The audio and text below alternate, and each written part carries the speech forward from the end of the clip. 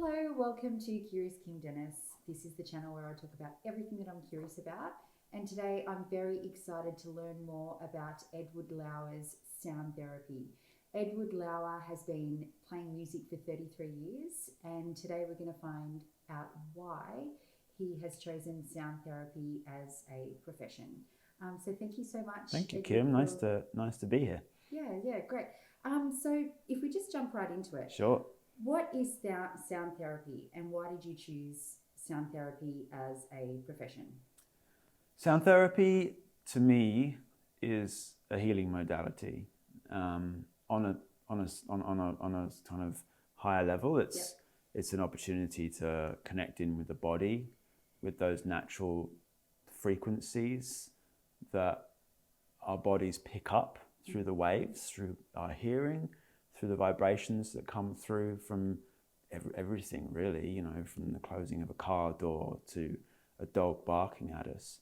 And as a healing modality, sound therapy is a very deep tool for accessing the parts of ourselves where we've stored old, painful, traumatic experiences. Through frequency. Through frequency. If you imagine, my understanding of it is if you imagine our cells, and they have the atoms in them, I think that's what you say, you've got the little atom in there, and an atom is just made up of space.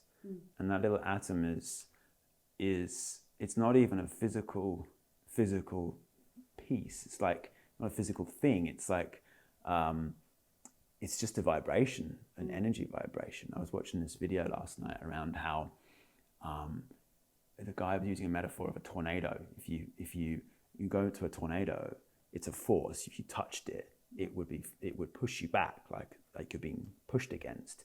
But it's not actually this physical thing. So our cells are literally just made up of vibrating energy, and if you imagine a vibrating energy it's in balance, it's like harmoniously balancing when we come out of the womb, when we're born, and then whenever shocks happen to our body, it could be a dog barking, it could be being shouted at by an adult, and it's unexpected. So suddenly our bodies are like, whoa, like that. So this little vibrating field, it gets disrupted.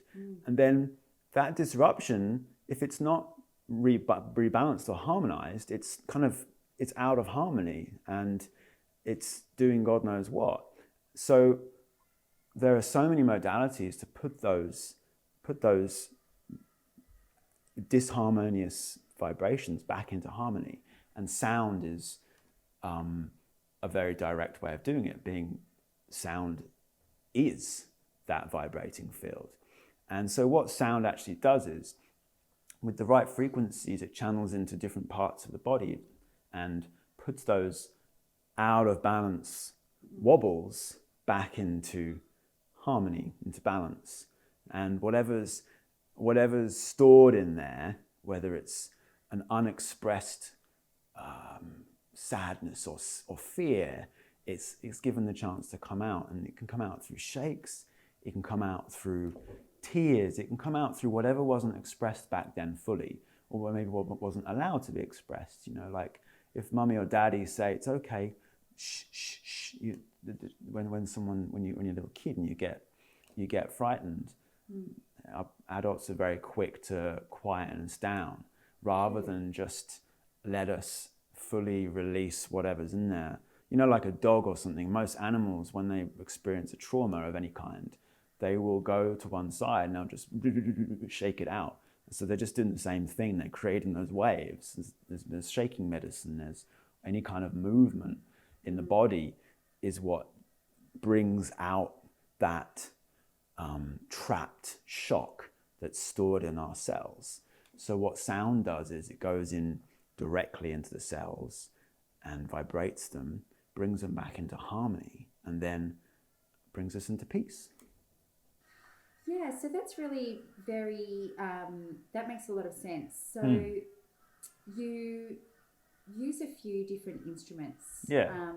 I found on your website. So Mm-hmm. you've got Tibetan sound bowls, Yeah. which I love. Yeah. You've got the drum, Yeah. you've got the flute, and you've got chimes. Mm. The most interesting, or what I'd really love to find out today about, is the didgeridoo. Mm. I don't know much about the didgeridoo. Mm. Why did you choose the didgeridoo? So the didgeridoo, the traditional name for it is the yidaki. Yidaki. So Yidaki. Y-I-D-A-K-I. Yidaki. Yidaki. And it's a ancient instrument. It comes from Arnhem Land. Do you know Arnhem Land? Yes. Yeah. So East Arnhem Land. It's just east of what's it called? Darwin, Northern Territory. And I first connected with it 2 years ago, and before that I hadn't had any connection with it. I didn't feel a call to it when I saw them, and I by chance, by fate, I was invited on this trip. Fate. I was invited on this trip. A good friend of mine, he felt called to start playing it, and he'd started connecting with it a little bit. I hadn't learnt the breathing or anything. He was getting a sound out of it, and a friend of his, who's another really incredible sound healer, sound therapist, told him about this brother called Jesse Lethbridge, and he's one of the main yidaki makers in Australia. And Jesse takes men, groups of men, on trips up to Arnhem Land, because I don't know if it was 10 years ago, he was adopted by the mob up there, and they're called the Yolngu people, the Gulpa clan of the Yolngu people, and they're the original custodians of the yidaki. So it's their entire way of life is based a lot around the yidaki, and the yidaki is used for maintaining the song lines out there, singing the song lines. So Jesse was adopted by this mob up there, and he's been making yidaki for 27 years, the Gulpa clan. And I was invited up on this trip to make yidaki. So it's a yidaki making trip with other men, and I went up with some fear and some deep curiosity, because I felt really cool to do it, I had no interest in the didge before then, the yidaki. And I went up there, and we off the plane straight out into the outback, into the bush, with a bunch of the mob and machetes and axes, and we just went straight out to find sticks, they call them. So they just find the trees that have been hollowed out by termites, and they tap them, and then they just know they're talking to the trees, the mob up there, and we chop the trees down, the ones that are hollowed out, and then we bring them back and we turn them into yidaki. And this trip, I went up there, moved a lot of, what do you call it, ancestral trauma and trapped emotions in my body, from the history of colonization and everything like that. Again, indescribable, like what the experience actually was. A lot of crying and screaming, and had some nightmares when I was there. And then so you had trapped trauma within your body that was ancestral. That's what it felt like, and it came in some very strong dreams. So you had nightmares about what exactly? Colonization or massacres, me being involved in the massacres, and then also guilt for all that. And I remember one dream when I was killing one of them, and then another dream one of the mob were killing me, and waking up screaming. And then on the third day, one of the elders there, he does yidaki healing. So what they do is you hold it to your heart, and they play. And then that night, I woke up in my dreams, and I was singing with the yidaki, and it was playing, and I was singing, and then I got it. I loved it, and we made 26 between the 15 men are up there. So am I hearing right? The yidaki played in your heart space? To your heart. So you hold the end of it to your heart, and then on the other end, the man playing it is sending So that the sound into your was heart. therapy. Exactly. For your, what you're saying is that sound was therapy for your heart. Yeah. And healed the ancestral trauma. It sent the vibrations all the way through the body. Wow. And it moved through whatever needed moving through. It's very subtle. Sounds like therapy. It's very powerful. Yeah. And then after that, I had incredible connections with the younger men there and the older men, and all of us who went up there, we were adopted into the clan, and which was unexpected and very, very, very a real honor, a real gift. And then I came back down, and then came back with the yidaki that my friend and I made. We made a few between us, and we each brought one home. And I came back, and within a couple of weeks, I learned the breath. I played trumpet as a kid, so getting the sound out of it was fine. But the breath, the circular breath, playing it, that's the challenge. How long did it take you to learn? I was playing it every day for about 2-3 weeks. And then something just clicks. You know, do you remember when you learned to ride a bike? Do you know how to ride a bike? Yes. Do you remember how it just clicked like that? I was amazing at it. Yeah. And it just happens, because right? I had older brothers and sisters, so I wanted to. But you couldn't really get those intellectually training get wheels it, off. right? So Yeah. you can't just, it doesn't happen over time. It kind of does, but it doesn't. You just get it. One moment, you just get it. Something clicks and you get it. And the commitment to the practice and the dedication to the instrument is what cultivates that space for the breath to cycle around with it. Wow, so you'd had trumpet experience and it took you 3 weeks to learn how to play. Yeah, because the breath is something else. Right, so, okay. Yeah, so... Do you find the breath, could I call it breath work? Do you find that therapeutic as well? It is. Like, so every time I play pretty much every day, and it's breath work, it's meditation, it's connection to the land, because this is a tree.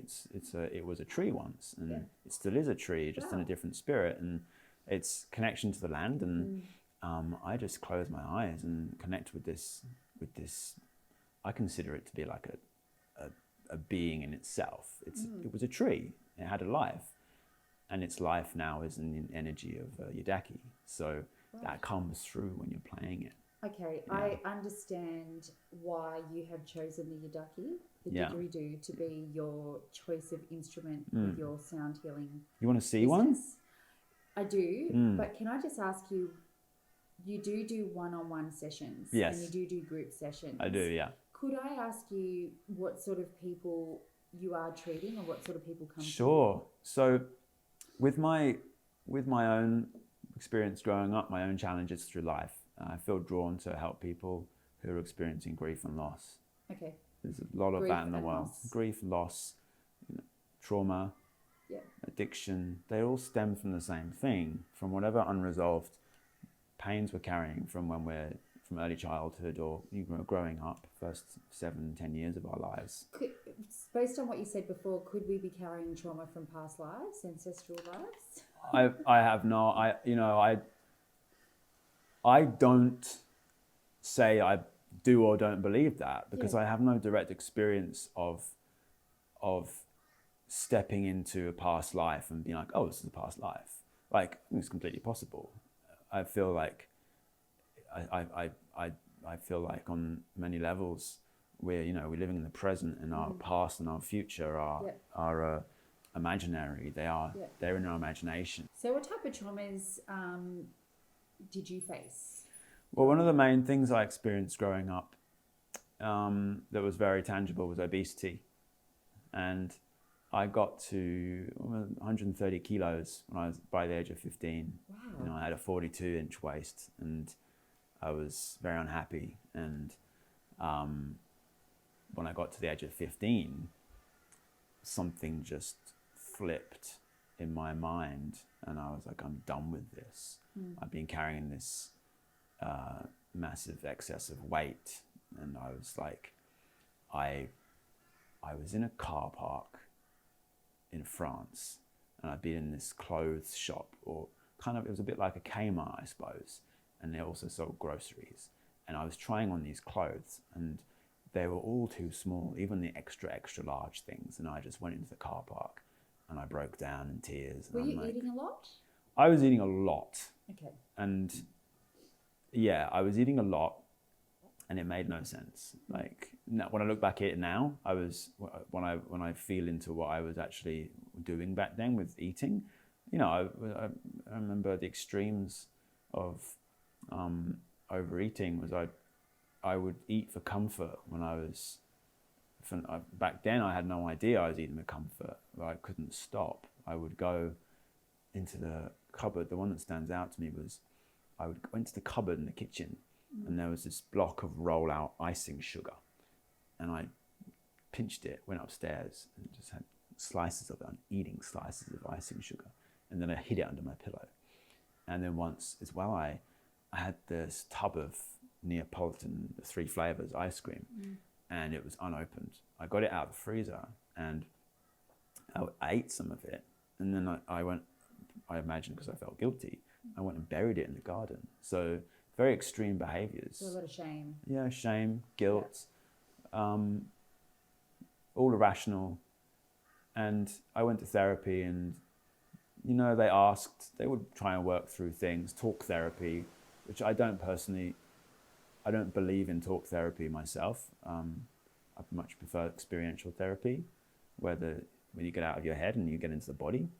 And then there were people would say, oh, you know, you're eating too much, your diet's not good. It's like, well, that's not actually the truth of it. So diet, how we eat, is a reaction to, just to go into the layers of it. Say, for example, something in the adult life or teenage life is said to you, or you see something happen and it reactivates an old stored trauma or emotional memory, a trigger. Yeah.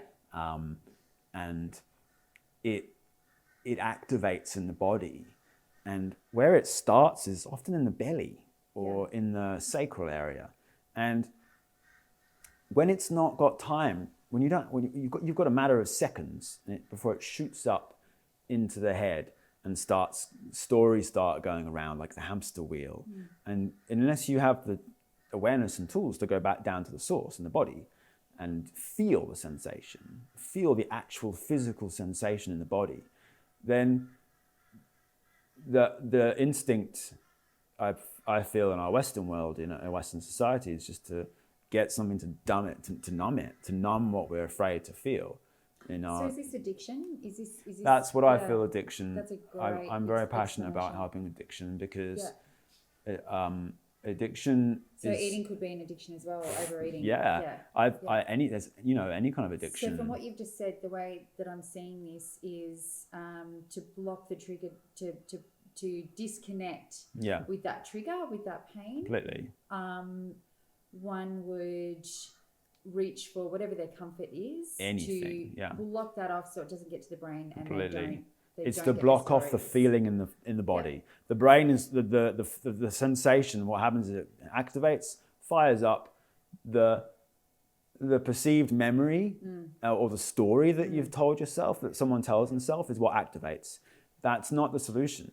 The actual physical sensation in the body is where the remedy is where the relief and the untangling of it is. And addiction can be literally, it could be fizzy water. Yeah. It could be anything that someone does when something becomes uncomfortable in the body. The reaction is to reach for an external source of distraction. I believe addiction is a distraction mechanism from actually feeling what's going on.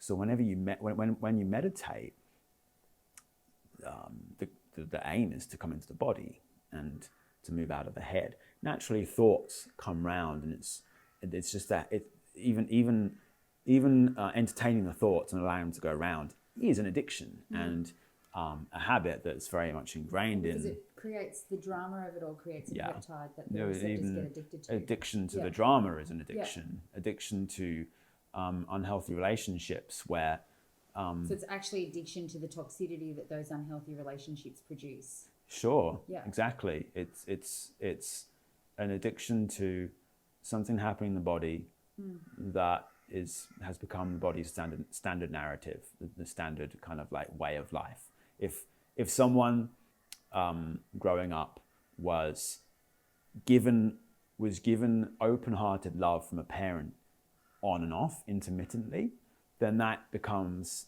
the norm. It's like it becomes the norm to go after relationships, for example, an adult to go into relationships where they're kind of given love intermittently, or they are given love conditionally. It's like, I'm going to give you love, but you have to do this, this, and this, and it becomes a surrender of power. So ultimately, what I'm very passionate about is bringing power, self-power, back into the body. So when something triggers or activates in the body, and there's a painful sensation, probably it's either somewhere between here down to the sacral area, just above your genitals. When something happens in that area and it's uncomfortable, I'm very passionate and support the process of going here, bringing the attention to here, not to, oh, she said this, she did that, he did that, he said this thing, and it's because of that thing. And the damage that gets done when those words are spoken. Keep the mouth, close the mouth. Yeah. And yeah, the stories will go around and around. They'll be like, oh my God, he did this, she said that, blah, blah, blah, blah, blah, blah. Like, there's the stories will be like, you want to kind of spit the venom at the other person. Yeah. When you're like blaming them. But it's just about bringing it into the present, into the body, into the physical sensation in the body. And that is where sound is very powerful, because sound is only present. Sound is not in the past or the future. So the sound can reach that trigger, that trauma? Well, let's say you're feeling a sensation. My invitation to you is to take the word trigger out of it, or trauma. Sure. Because they're very popular words these days. And trigger, I mean, even trigger is like, that person is triggering me. It's like, they're triggering me. I mean, what is a trigger? A trigger is associated with a trigger on a gun, right? It's like, you're associating that person with a weapon. It's like that person is weaponized. It's like, bang, bang, bang, they're triggering me. And it's like, no, triggering is like, even the word trigger is giving power to an outside source. It's like, yes, something's just happened there, but bring it in. Something is happening in here. Something's activated, like. Something doesn't feel right. So instead of feeling something, grabbing something to numb the chocolate bar or the sugary thing. I mean, I found growing up, and I've observed this as an adult with adult addictions, alcohol, cigarettes, any addiction is usually it's usually a stimulus. It creates a false sense of kind of like distraction and safety and numbness. It's a stimulus. I mean, carbohydrates, sugars, they do that very well. That tendency that a lot of us experience when we're feeling discomfort in our body. It's not to grab the chicken leg or the protein or the fats. It's to grab the sugary thing. If someone grabbed a chocolate bar without the sugar in it and it's just the fats, it wouldn't nourish, it wouldn't distract them the same way. So my passion is about bringing the attention back into the body where the physical sensation has activated, and to do that with sound. So if you imagine different parts of the body in sound therapy, sound healing are said to be activated by different frequencies of sound. That's why you've got 7 different bowls when you have a 7 set of crystal bowls. They're all associated with the root, the sacral, the navel, the heart, the 7 throat. physical chakras. Exactly, those energy centers. And what each one does is it harmonizes with a given specific part of the body. I also feel like that's one side of it, but it's also the intention of both the person receiving the sound and then the person playing the instrument. It's like, well, when I play an instrument in the space of sound therapy, my intention is for whatever they need to receive, and wherever they need to receive healing, they will. I might be playing an instrument that resonates mainly with the sacral, but they will also receive what they need to receive in their body. I like the main yidaki I use is sacral, and yeah, and it's just out of chance that's the note I felt called to use. So there's a yidaki for each chakra.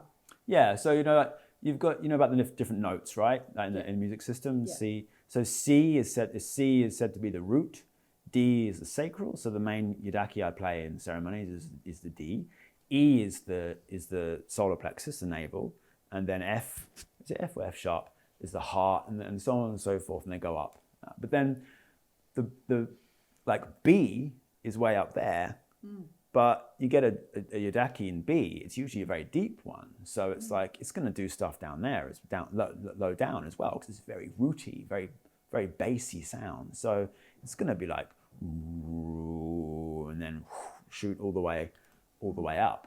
Can I ask, I'm curious as to what your background was before you became a sound therapist. Yeah, sure. Yeah. What did you do after school? After school? Well, when I left school... What were your interests in school aside from music? Well, I loved video games when I was a teenager. Yep. And what did you study? I studied because I wasn't sure what I wanted to do. Yep. My dad has been in business and finance for years, so my background, I trained in accounting and business. And when I came out of college, I spent 2 weeks working in an office full time in a job, and I was like, this isn't for me. I don't want to do this. I need to make my own. I need to make my own way if I want to, like, have more freedom in my life. So I started a bookkeeping practice. Like, I trained in my A levels in bookkeeping, accounting, and then I started working as a bookkeeper for small businesses, and it gave me the freedom. I got to work with interesting people who were taking a chance on life, creating these small businesses, and I learned a lot. So I worked with over 50 businesses.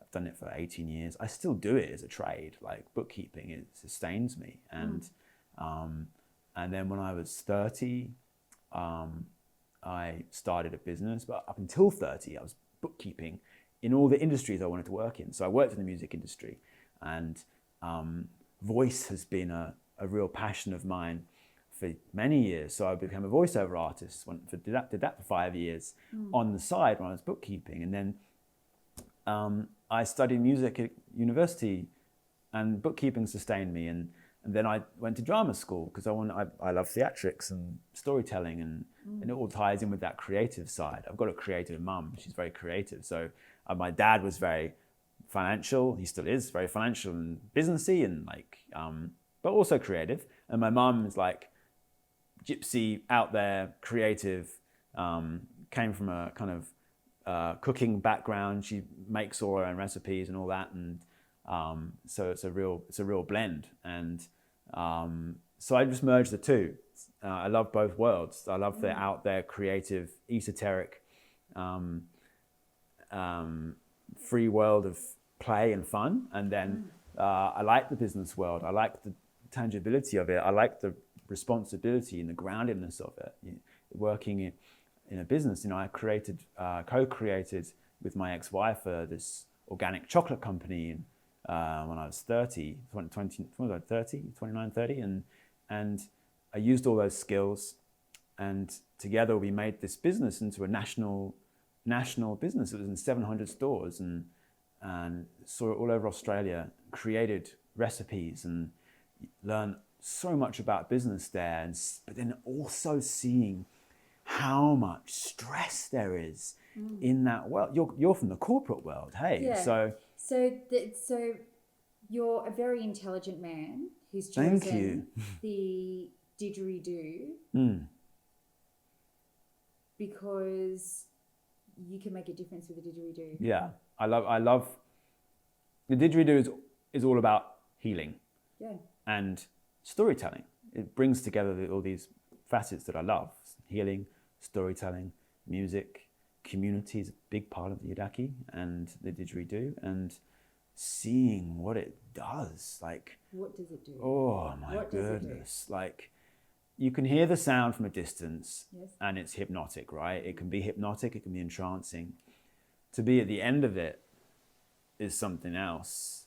To go into a deep space of meditation with it, and perhaps under the influence of something psychedelic, is, oh my goodness. What about without a psychedelic? Without a psychedelic, it's just a vibration. I mean, you're going to try it out. So it's, I've got this drum here, right? Yeah. So this is a drum that I use. It brings together the music and then also the connection to the land. The snake, I'm very connected with the snake and the leaves of tobacco. But if I play this to your heart, I can talk through this stuff, and it's all head mumbo jumbo, but the feeling, you feel this.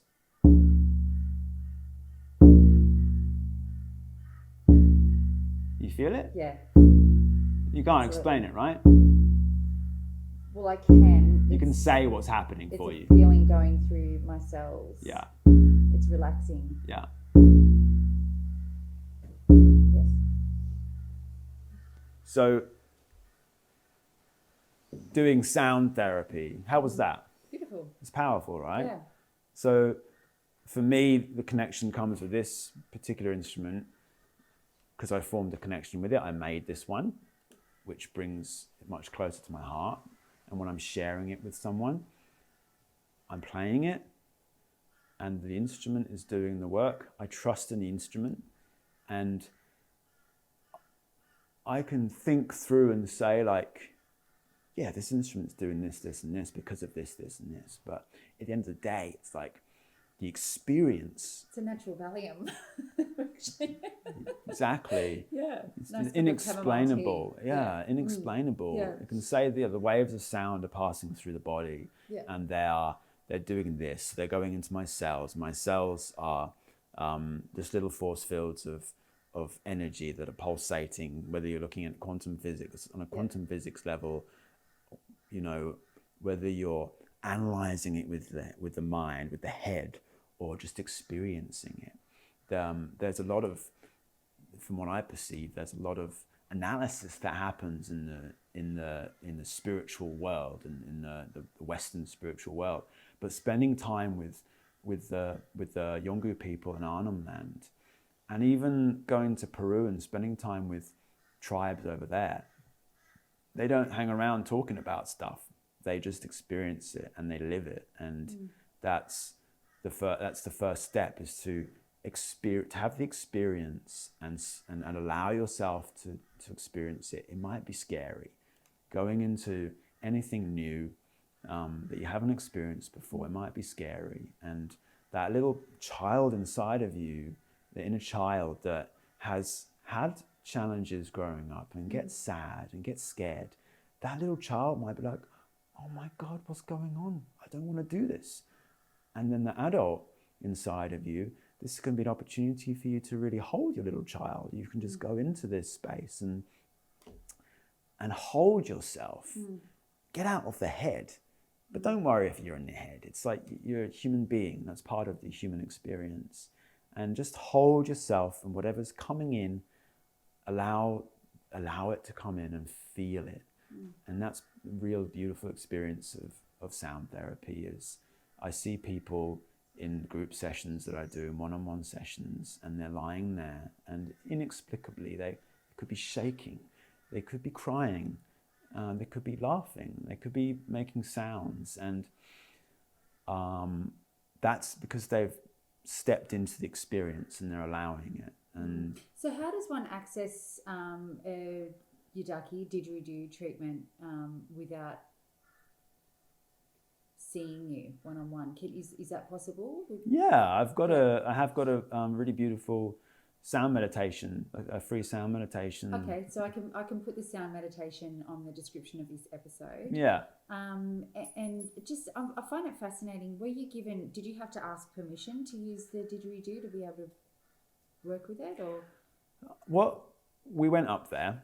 Yeah. And to Arnhem Land, and they welcomed us in because they want to share their knowledge. There's some beautiful documentaries that have been made around this particular clan, and they are sharing their knowledge with the Western world so that it can be received and appreciated. And the healing can be done on people. Yeah. Once the person's healed, the earth is healed. The other people that they're connected to are healed, and it's starting the vibration. It's like a what would you call that effect? It's like an outward effect. Domino effect. Yeah. Well, if you have a group of people that are in a sound therapy session and lying down in a group session, they're connecting together like a network, like a network of cells, like mycelium in the ground, and our bodies are all made of the same materials. We all come from the earth. We go back to the earth, and whether you call it telepathy or psychic connection, whatever you call it. Clairaudient, clairvoyant, whatever it is, we can feel each other when our hearts are open. If you're feeling sad, I can feel that you're sad. I know it. Like, I don't know it, I feel it. Like, I feel if something's not right with you, and that's a human experience. When our bodies are open, our hearts are open, and when we are open and in our grounded power, we can hold that feeling, and we don't have to be affected by it, but we can connect with it. Something I was told by another wise woman on one of my episodes here on Curious Kim Dennis was the best thing we can do for the world is to heal ourselves. Yes, you are. When I learned some NLP coaching a few years ago. I love neuro-linguistic programming. It's fantastic. Yeah. It's really good. The mentor said, lesson number 1 about being a coach, there is no client. You are your only client. So, whatever session you're doing, whether I'm doing a sound therapy session, I'm healing myself, and that person is healing themselves, and I'm holding a container. That's what I do. I create a safe container where someone can come in. I'm being in my power and in my truth in that moment. Someone will come in, or a group of people will come in, and I will be the space holder or the daddy, or like whatever you want to call it. I will hold this container with integrity and in my truth, and guide people so they can journey through their own experience. And So would you recommend grief, loss, and people suffering grief, people suffering loss, and people suffering from addiction to start with sound therapy, there are so many modalities. Yep. I believe in sound therapy. I think the most easily accessible modality, if somebody's watching this episode right now, would be to find a sound therapy track. Yeah. Put some headphones on. It's a great place to start. Let that guide them. Let them speak to them. And let then see them, what comes. Yeah, if they're watching this, when someone's watching this video, they may have been caught by the caption that says sound therapy. Yeah. There's a seed of interest, and if that's what's speaking to them, then pop down the rabbit hole, take the next step. If it's listening to a sound meditation, one with the didgeridoo in it. I'm actually looking forward to learning more about the didgeridoo and feeling it, and it sounds fantastic. It's incredible. And because it is the most ancient instrument in the world, can I say that against all instruments? Research shows that the indigenous custodians of this land, the original people of this land, are one of the, if not the oldest culture on this planet, and their culture stems back thousands, tens or hundreds of thousands of years that they've been playing these for, creating them for. I note that women can't play the didgeridoo. Do you know why, or is that So shall I look again, elsewhere? For I would information? say go on your own journey of discovery with that. Yep. Some stories say that they do it because of the deeper vibrations of the yidaki, the didgeridoo, can have an effect on women's fertility. That's one story I heard. Right. Interesting. Yeah. Okay, that's fantastic. Okay, And well, I'm going to have a look into that. Have a look. I mean, it's That also makes sense. That's a reason why not to do it. yeah, and there's also the masculine energy, the male energy, the space holder, the carer, the protector. Yeah. It's a very grounded, rooted to the earth energy. The tree is that energy, and Right. Thank you. That's beautiful. yeah. So you find go on your own journey of discovery with it. Yeah. There's plenty of women who play it. Even Jesse who makes these beautiful yidaki, he sells them to women sometimes, and I witnessed a woman playing one up in Arnhem Land and in a circle with some other mob. And oh wow! So it's not like you must not play Yeah. it. It's like in their tradition they don't play it. Yeah. And it's not an anti-woman thing. I don't fully understand it. Yeah. I would say it'll make sense once I look. Yeah, find your own journey with it and what your own truth is, and then go from there. So Edward, you have bought some yidakis here today. They look so beautiful. Well, I will show you one. Yep. So this is the first one. This is the one that I actually co-created. Can I feel it? Yeah, this is the one I co-created in Arnhem Land, and this one this is a stringy red bark. So that's the type of tree. Yeah.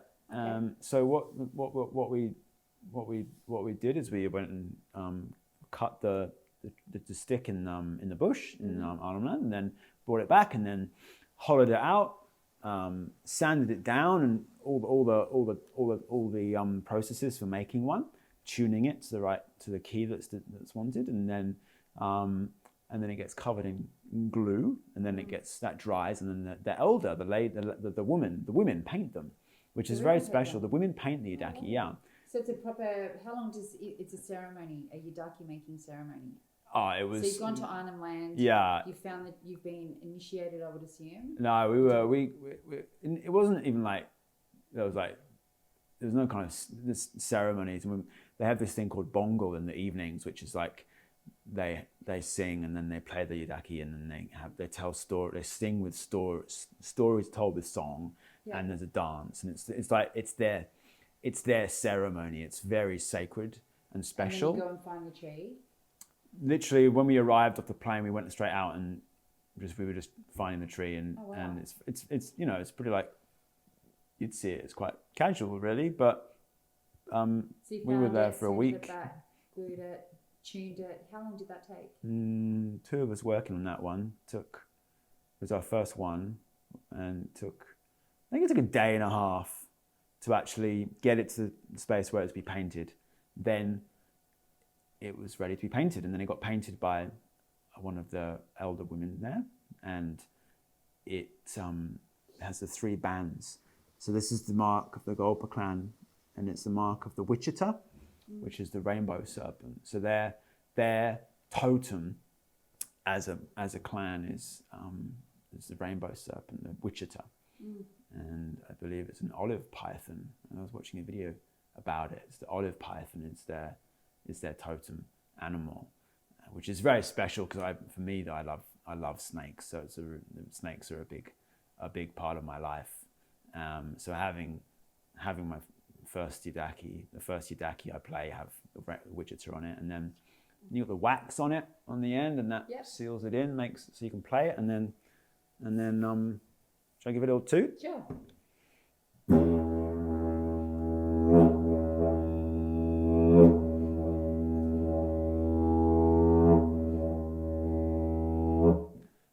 Okay, so you were a trumpet player growing up, and it took you 3 weeks to learn that. I understand. Yeah. So the sound, I can get the sound. So there's kind of a few key steps with learning one of these. Yeah. I actually, next week, I'm teaching a father and sons yidaki didgeridoo workshop. So for fathers and sons to come and learn. Oh, lovely. Which is I'm very excited about. Yeah. So because it's a, you know, It'd be nice for brothers to do it as well. yeah, I'm going to do a men's one too. So, because it's healing, even playing it, you know, sound therapy on yourself. Breath therapy. So you've got the first stage, which is actually getting the sound out of it, which comes from like a, like that, which is like quite similar to the trumpet. Trumpet is more like a bit tighter lips, but the didge, your lips are a little bit more slack. So you get the sound out of it. And then the next stage, which is the challenge, is the breath, the circular breath. And circular breath is all about being able to breathe in whilst keeping the sound going. And it's all part of the process of connecting with the instrument and then learning the instrument. And it's like a I don't want to say it's like a test, you know. It's like, are you committed to really connecting with this profound ancient instrument? And once the breath is unlocked, it is so much freedom to do all kinds of stuff. Even though it only plays one note, each yudaki is just tuned to one note. So this is an E, and it at 432 hertz, which is it's a very potent healing frequency. Is 432 hertz, love? Or is that 450 hertz? I have to check into that one. Another question there. So the breath is the really the part that unlocks it all, and then you can have fun with it. So because you can make all kinds of sounds with it. It's all very intuitive. And you're playing this over a person. Yeah. So if I demonstrate it to you, if you hold this to your heart. Okay. So before you play this, do you have an intention? Yeah. So my intention. So you're going to be playing this on my heart, which is my personal space. Exactly. Yeah. What's your intention? My intention is for you to have the experience that you need to have and connect with it. Okay. To move. If something wants to come up, and we can have a little snippet. So it's really just to see what comes up. Close eyes. Yeah. Just take a deep breath in and breathe out. And just allow yourself to relax and be comfortable in this space. We've got this rapport going now.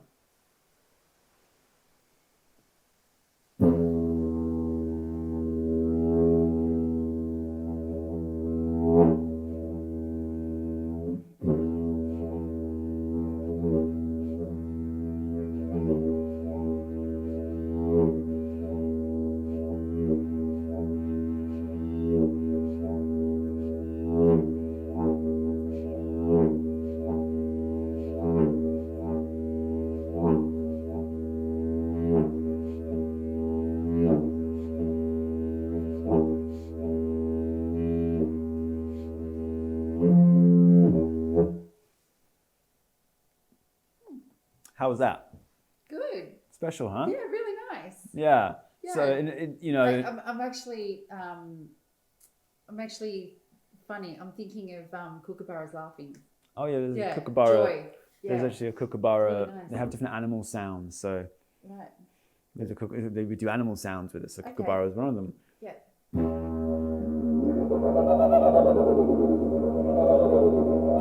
And then you've got the dingo.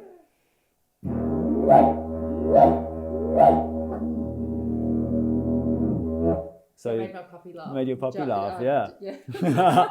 So there's all kinds of sounds with it. Beautiful. And it's an instrument used for healing, for celebration, for ceremony, for connection. Very versatile, and it's all about connecting with it from your body, from your heart, from your soul. And I personally believe, and from experience and feeling, they have a soul. It was a tree, and it still is a tree, and it's in a different form. It has a life and energy, and it just sang to my heart. And it just sang to your heart, and so that's really lovely. That's the first one that I made, and then I brought along another one as well, which is definitely, it's more of a ceremonial piece that I work with this one a lot for sound therapy. Wow. So okay. So this is the therapy. This is the one that I use a lot mainly for therapy. Can you explain the painting? Yeah. So the snake. Snake is for transformation and shedding, and I just love snakes. And when I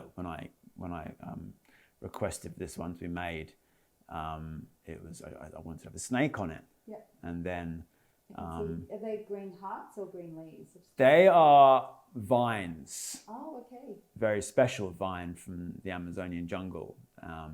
And did you choose these? I said I want to have this particular vine on there. Okay. For adding that energy into the healing, so it adds an extra.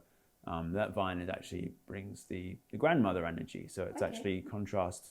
It connects, complements the grandfather energy. In like. So we've got a masculine and feminine energy. So the instrument itself is very masculine, but the vine is the grandmother vine, so it brings the grandmother energy into it. So you get support from both, and then and being Amazonian, from my time spent in the Amazon as well with tribes out there, which is an entirely different story.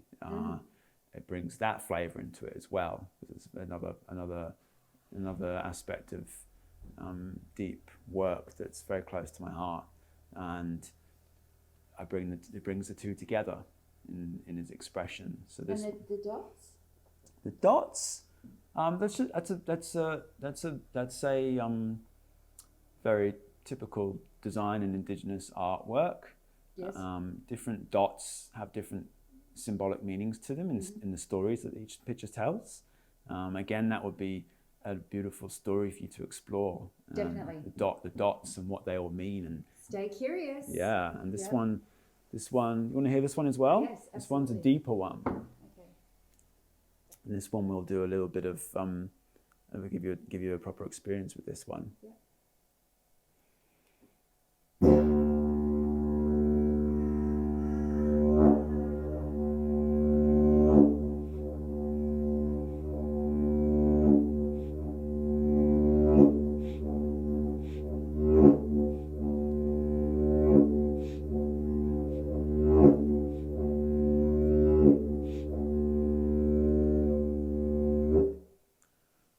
So they all have different essences to them. So long. Yeah, it's a longer one, this one. How many meters is that? I don't know, actually. I haven't measured it. No, it wouldn't be 2. It's not as tall as me. I'd say it's about 1.5, maybe 1.7. Amazing. Something like that. So do you walk around in a group and play that on people's chakras? In the sound therapy session. Yes. Yeah, so this one is more of a sitting one, or stationary one. And then the other one, being lighter, I can walk around with this much more easily. This one I still walk around with, definitely. It's heavier, so grief, loss, addiction, all the things that stress, yeah, bad thoughts, bad vibes, really. Yeah, the bad Didgeridoo can help with that. Exactly, and it's all connected with intention. Yeah. And maybe even arguments with groups of people that you're having. I would assume you mentioned that the Yudaki is played in communities, so it would probably bring peace and good vibes if you imagine people. a group of people willing, who are in any kind of community or team or workplace environment, any kind of group of people with willingness and willingness to come and lie down, and they want to have harmony amongst their team, they can come down, lie down and experience the incredible healing power of sound, and they can all drop into a harmonious state in their bodies together. Yeah. And you be more productive at work, but then go home and have a productive home life as well. Exactly. When I do workplace sound therapy sessions, sometimes after lunch, when people have had their lunch, they need to just rest for a bit and have a lie down. You receive the waves of sound into their body, and then it just clears their field, if you want to call it that. Gives them good vibrations. Gives them good vibrations. Neutralizes them, exactly. calms them, relaxes them, so the way that they're speaking to people would change. Yeah. The way that they're feeling is peaceful, so the way that other people are feeling when they're communicating. Yeah, it just came through to me, the words good vibrations. It's a song. It's like, I'm picking up good vibrations. Beach are great people. Yeah, exactly. And it's not like this is new, this is ancient. And in the West, the concept of lying down and receiving sound for therapeutic purposes is fairly recent. But we've, in the West, we've listened to music, we listen to rock and roll, and when in the 60s, when you had the rock and roll bands making their like debuts at the Beatles and whatnot, people were getting into their bodies, and that was what it was encouraging, and they were using sound to drop in and shake stuff out, and that's sound therapy, just in a different environment. Totally different conversation, but there were groups in those eras that were burning those records. Hopefully nobody's burning the didgeridoos. No. The didgeridoo is bringing a real sense of calm awareness. It's like, I'm here to nourish myself. In the workplace, I'm here to bring harmony to myself, and other people who come into that environment, they bring harmony to themselves, and so we can all be in harmony together and have a workplace conducive of that. Harmony, a family, couples. Yeah. I do couple sessions. Couples, we all know how much turbulence there can be in so many relationships. Yeah, the divorce rates are really high. Yeah, that's one of the things I focus on as well, is people who are having relationship challenges. It can be very painful, and a lot of these challenges we experience in our relationships are from. So you're a couples therapist as well? I don't call myself a couples therapist. No. It's something I offer. Yeah. I went through a very painful divorce myself, and breakups are horrible. They're very uncomfortable, and the stuff that leads us to them it's old stuff. It's not really anything to do with the actual person we're in a relationship with. It's just that our stuff that we're holding in our bodies from a young age, it comes up because the person we're with may remind us of our mother or father or an authoritative figure when we were very young, and it all stems from our earlier years, and it gets held in our body. And these therapies provide an environment where we can just release them and harmonize them, bring those kind of, and make it about each other. Yeah, exactly. That's it. Beautiful. So one thing that I wanted to close on was, Edward, with all of your experience and all of the places you've been and all of the different roles that you've held, and what would be your idea of a perfect role? It's a feeling. It's a feeling, and it's a place where I see a place where we're much more present. I don't believe in perfectionism. We're humans. We are perfectly imperfect. But I'd love to see a world where we're more in balance. We're more harmonious. We are, as a culture in the West, we are much more connected with our bodies below our throats, down with our hearts, our navel, our tummies, where we feel things. Much more connected with our feelings, and we associate much more with our feelings than just the little stories that are going around in our head, that little hamster that spins around that wheel. And so I see a world where we can just be in our bodies. We can just let what we're feeling be with our feelings, like the Beatles song, Let It Be. When I find myself in times of trouble, Mother Mary comes to me, speaking words of wisdom. Let it be. Just let it be in your body. Like, just be with what's uncomfortable. I can imagine a world where imagine a world. Imagine all the people living life in peace. I love that song. When I learned that on the guitar, it's an incredible song. Like, these songs are so powerful. And I've been very influenced by those songs, like many people have. And there's no wonder that Imagine was such a popular song, because it's what we all want, right? It's like, just imagine a world we're all the people living in peace. And not in like a, yeah man, peace, not that kind of thing, but more it's like, peace, I am. There's nothing more to it. Beautiful. Yeah. Thank you so much for joining me. Thank you, Thank Kim. you very much. Thanks for having me. Yeah, really, really enjoyed it. Thank you. So make yourself comfortable. Relax the body. Take a deep breath in through your nose into your belly, all the way into your belly.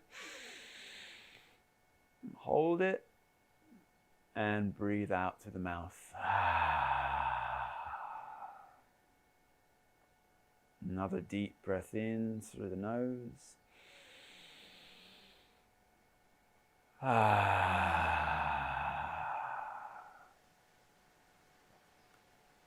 And as the sounds of the Daki, Didgeridoo, start coming into your body, my invitation to you is to allow whatever physical sensations come through, be present with them.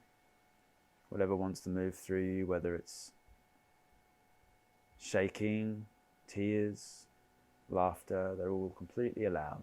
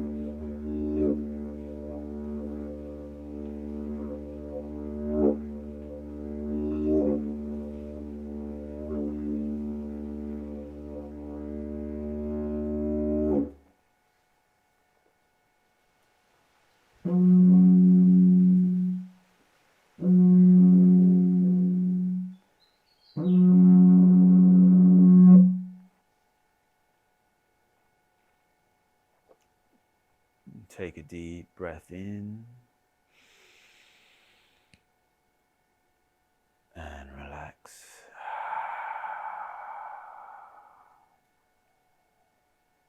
One more in, deep breath. And breathe out. Give your feet, toes a little wiggle. Move your ankles, calves, thighs, hips, arms, shoulders, abdomen. Give your face a little rub.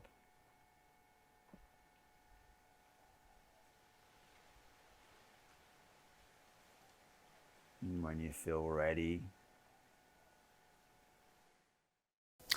Hope you liked that episode. Subscribe to Curious Kim Dennis. If you've got any feedback, please paste them in the comment box below. I'll get back to you within 24 to 48 hours. Also, if you have something you think I might be curious about, if you can't talk about it, I'll probably want to talk about it. Get in touch with me at CuriousKimDennis.com and you'll hear from me soon. And I look forward to the next episode. Thanks. I hope you enjoyed it.